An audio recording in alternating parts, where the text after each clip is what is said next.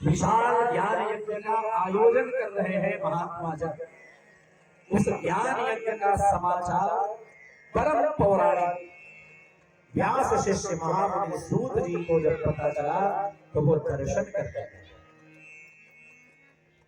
जब कभी हमारे कानों में यह बात आए कि कहीं पर यज्ञ हो रहा है, कहीं पर भगवान की कथा हो रही है, कहीं पर भगवान का भजन हो रहा है, तो अवश्य हमें जाना चाहिए। सूत जी महाराज उस दिव्य ज्ञान यज्ञ में जब पधारे हैं तो सभी बड़े बड़े महात्मा जो सूत जी महाराज से आयु में भी बड़े थे, ऐसे महात्माओं ने भी उठकर सूत जी का स्वागत किया। क्यों? क्योंकि सूत जी ज्ञान में सबसे बड़े। और कहते हैं कोई आयु में बड़ा होता है, कोई धन में बड़ा होता है, लेकिन सबसे बड़ा उसी को माना जाए जो ज्ञान से बड़ा। ते सर्वेपि ज्ञान वृद्धाश्च किंकराः शिष्य किंकराः। जो ज्ञान में बड़े हैं वही सबसे बड़े माने जाते हैं। तो सूत जी महाराज का शौनक आदि ऋषियों ने उनका स्वागत किया और कहा, रोम हर्षण सर्वज्ञ भगवान वही भाग्य गौरवा। हे रोम हर्षण सूत जी महाराज, आप यहाँ पधारे, इसमें निश्चित ही हमारा भाग्य है।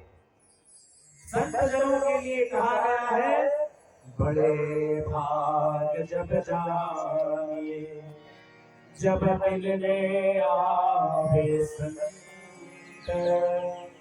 संतन को मिलनो करो सब कष्टन को अंत। हमारे जीवन में संत आ जाए तो ये समझना चाहिए कि हमारा भाग्य उदय हुआ है, क्योंकि संत जब हमारे जीवन में आते हैं तो फिर हमारे जीवन से जो सारे कष्ट रहते हैं, क्लेश रहते हैं, वो दूर हो जाते हैं।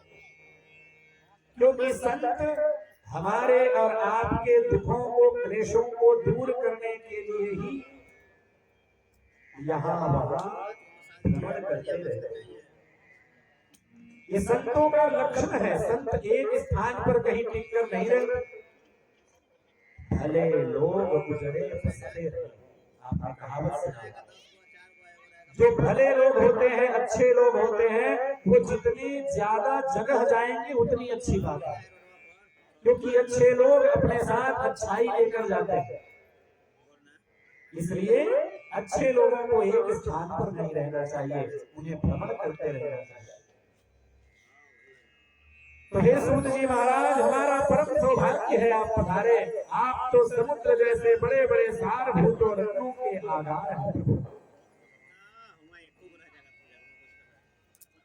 ब्रह्मदृष्टवशादस्य दर्शनार्थमिहागतः कुर्वन् किमपि न श्रेयो न वृथा बर्हसि। आपके जैसे संत महात्मा कहीं पर पधारे तो उनका आना वृथा नहीं होता महाराज। इसलिए आप हमारे कल्याण का साधन बनाए। तत्वं श्रुतं स्मनः सर्वं पूर्वमेव शुभाशुभम्। ये बात अवश्य है कि हमने आपके मुखारविंद से और भी कथाएं सुनी है, लेकिन हमारा परम कल्याण कैसे हो, इसका उपाय आप हमें बताएं। शौनक ऋषि ने कहा कि कलयुग के मनुष्यों में दुर्गुण बहुतों का दुर्गुण गिनाते हुए शौनक ऋषि ने चारों वर्णों के लोगों का बताया। ब्राह्मण कैसे होंगे कलयुग के ब्राह्मण? तो कहते हैं विप्रा लोभ ग्रहग्रस्ता भेद विक्रय जीविना। ब्राह्मण प्रायः लोभी हो जाते हैं। वेद जैसे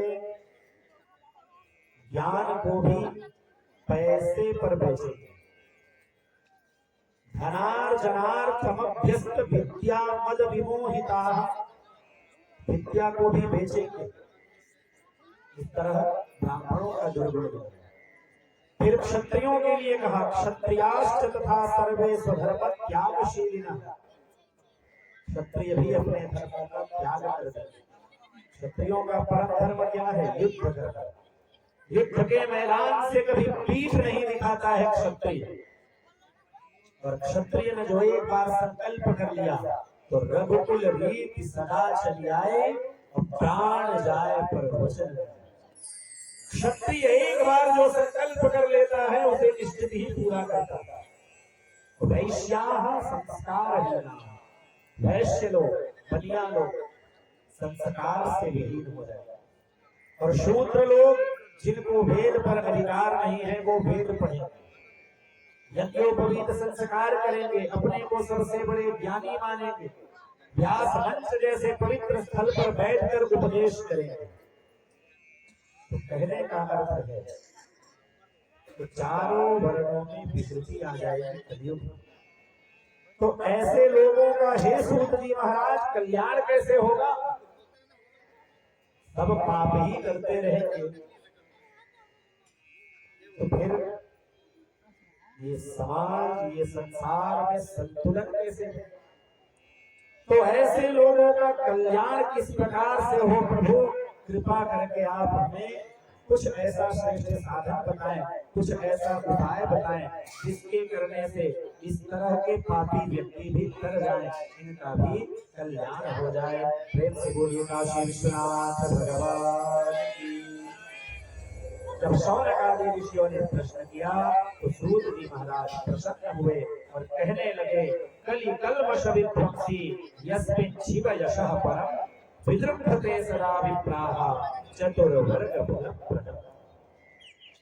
आपके प्रश्नों के उत्तर में मैं आपको ऐसी कथा सुनाऊंगा जिस कथा को श्रवण करने के बाद धर्म, अर्थ, काम, मोक्ष, चार प्रकार के जो पुरुषार्थ कहे गए हैं वो सब प्राप्त हो जाएगा। शिव महापुराण के बारे में बताते हैं, एतत् शिव पुराणं ही श्लोकार्थम श्लोक में वच यह पठेर भक्ति से युक्तः स पापान् मुच्यते क्षणात्। जिस शिव पुराण की कथा आप सुनने बैठे हैं, इस शिव पुराण के श्लोक का एक श्लोक, आधा श्लोक, आधा के भी आधा श्लोक का भी कोई भक्ति से उच्चारण करता है तो वो समस्त पापों से मुक्त होकर भगवान शिव को प्राप्त कर लेता है। एतत् शिव पुराणं ही यो भक्त्यार्चयते सदा दिने दिने अश्वमेधस्य फलं प्राप्नोति संशयम्। कहते हैं जो इस शिव पुराण की सदा पूजन करता है, पाठ करना तो दूर की बात, केवल पूजन करता है श्रद्धा से, तो दिने दिने अश्वमेधस्य फलं प्राप्नोति, वो हर दिन अश्वमेध यज्ञ के समान फल को प्राप्त करता है। तो निश्चित ही हम और आप सौभाग्यशाली हैं जो ऐसे परम पावनी कथा को सुनने के लिए प्रयत्न